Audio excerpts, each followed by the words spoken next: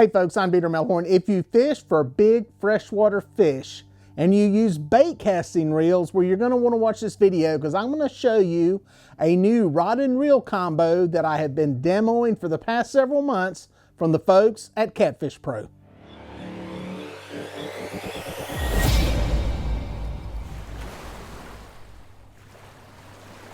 Well, folks, if you hadn't heard of Catfish Pro, they're a small U.S.-based operation out in Arkansas. Right now, they've got a line of catfish rods, some catfish reels. They even got some packaged catfish bait, some hooks, and a complete line of Catfish Pro clothing. The other good thing that they've done right is, well, they've got a website, and you can go check out all this stuff on their website at catfishpro.com. Now, one of the cool things about this gear is, well, it's priced affordably. You can get the rod and reel combination that I have been using for about 128 bucks, which isn't bad. You can buy the individual pieces separately too, if you just want to get a reel or you just want to get a rod. The reels are going for around 69 bucks and the rods are going for around 60. Now, the rods that they have right now come in three actions: a medium heavy, and a heavy. Now, the rods are one piece, 7 foot 6 inches in length, and they're an optimized S-glass, E-glass, carbon graphite blank. Now, all of the reels are right-handed with a 6+1 ball bearing, 5 to 3.1 gear ratio, a star drag system, a centrifugal brake, and 19 pounds of drag. Now, one of the cool things is they also come with a 1-year warranty. Be sure, though, to go to the website, catfishpro.com, to check out all the latest prices, the warranty information, and some of the other products that they might have available. Now, one of the first things I noticed about this combo was how light the rod was. I have been using some of the other popular catfish rods out there for a while now, and as soon as I picked up this rod, I could tell it was considerably lighter. Part of that is the construction of the rod, the actual blank that it is made from. One of the things you'll notice on the end, the butt end, the grip, part of that foam is not on the rod. This is something that gives you direct contact with the blank itself, which provides for some great sensitivity if you're doing any bottom bouncing or feeling the bottom with the rod. Now, one of the other things you'll notice about this rod that is different compared to a lot of the other catfish rods out there that are real popular right now is this one does not have the aluminum reel seat. This serves really two purposes. One, the biggest one is it cuts down on the cost. The aluminum reel seats are a lot more money and drive the cost up on these rods. And quite frankly, in most situations, you really don't need that extra strength to hold a reel onto a rod. It's a nice added touch. It looks good, but it's not something that you really need. The other thing that is probably a little more tangible for you out there as a fisherman is it makes the rod a lot lighter, and that is one of the things that adds to the lower weight of this rod.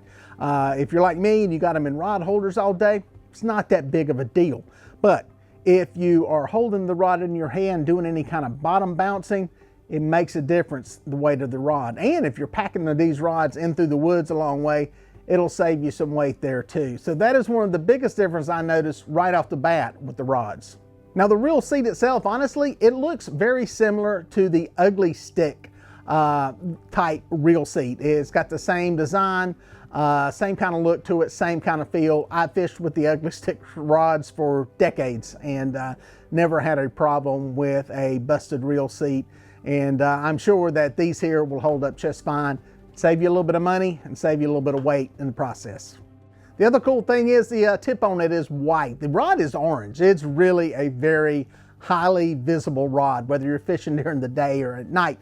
But it does have a glowing tip. I noticed that actually when I brought it into my studio and the lights were off. It had been, lit up outside and it was glowing. For you guys running black lights, I think it will really, really stick out. Now, the one that I've been fishing with is the medium action. For my style of fishing, especially fishing on reservoirs and river sections of these reservoirs that are not super swift, I don't demand a lot of weight. and the medium action is perfect for what I'm doing. You guys, depending on where you fish and what kind of conditions you fish in, may want to go up in the action of the rod, but for me, it worked great, and I was really impressed with it. Now, as for the reel, it's a good looking reel. It's about in the same class size as like an Abu Garcia 6500, maybe in that in-between size between a 6500 and a 7000, kind of in that in-between area there. It's listed at 19 pounds of drag. That's right, 19. I haven't put it on the scale yet, but most of these people who are putting out these reels have been pretty accurate on their drag ratings because, well, they know that we'll check it and see. It does have a clicker. That should be loud enough to wake you up in the middle of the night. Again, a Star Drags system on it.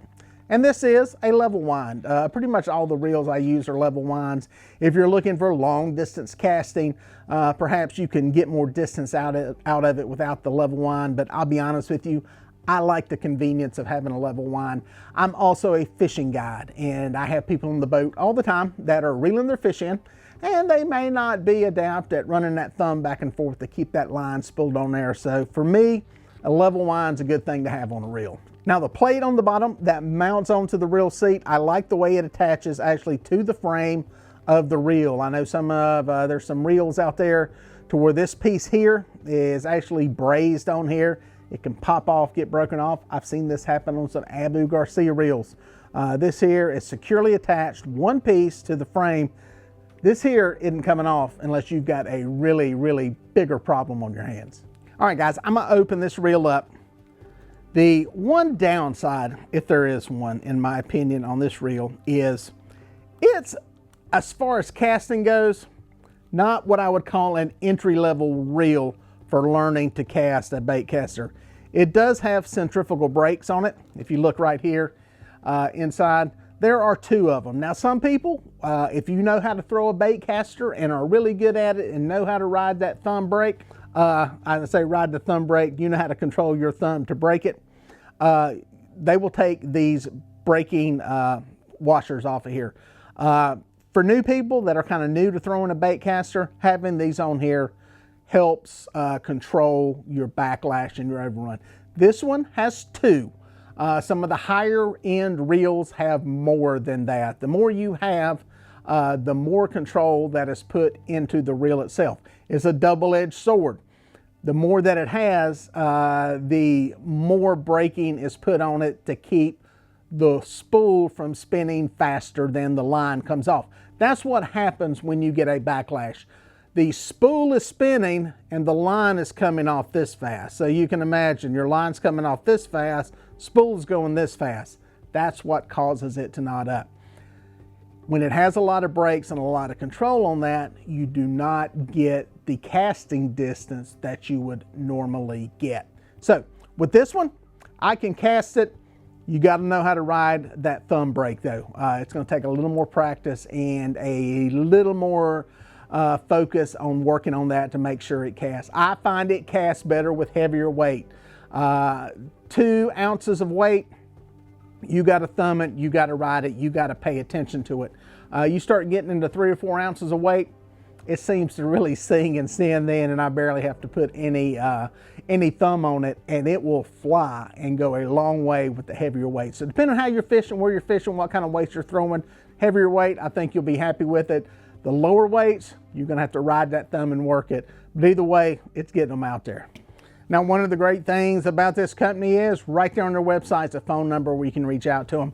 And I think that's probably one of the more important things about dealing with some of these smaller companies in the catfish community is that most of them you can reach out to. If there is a problem, an issue, a question, you want to learn something, you need parts, you can get a hold of these people. Their names are on there. You don't get that with the big companies in the tackle industry. You get a customer service desk that may be over in Asia somewhere. So having these people local in the US that you can call up with a question, concern, need some help with something, they're local. So if you're interested in a very affordable catfish rod and reel combo, this is one you need to take a look at, folks, because I think it will put some old whiskered fish on the bank and in your boat. Well, folks, if you made it this far, thank you for watching. Here are a couple more videos that I think you're gonna like. I'd watch that one and then that one. No, do that one first and then that one. I don't know, just watch them both. They're both good.